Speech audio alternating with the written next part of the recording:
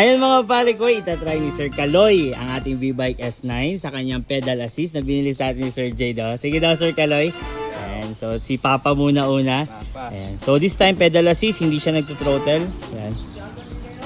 Sabi ni Sir, mudaga na din, no? Ibig sabihin ko baga, pedal lang, tatakbo na siya ng 2 times or 3 times na mas malakas kaysa sa isang padjak mo. Ayos, Sir? Ayos, okay. Ayan.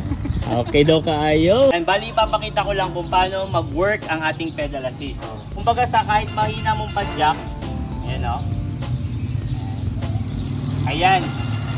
Lumalakas na siya. Kumbaga Sir G, less consuming to sa battery kasi hindi tayo gumagamit ng throttle. No? So this time, wag ka magpe-pedal sir, total mode ka lang. Ayan. Sige, go. Ito naman is full electric tayo. Wala tayong pedal. Kasi para mapakita lang natin na aside sa pedal assist is pwede siyang gamitin by throttle alone. Off mo yung susi. Pure padjak lang gagawin mo sir, okay lang? Tinanggal ni sir ang susi, pure padjak to. Ibig sabihin parang normal bike lang. So kaya meron tayong 3 modes sa ating V-Bike S9. Ayan, musta sir? Nice. Kahit na hindi mo i-on ang ating electric, malambot siyang ipadjak dahil meron tayong 7 gear na Shimano. Thank you po Sir Jay. Thank you Sir Jay.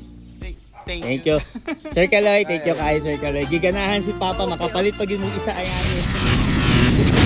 Dito lang yan sa Bangkal, Davao City, delivery buong Pilipinas at sa ibang bansa.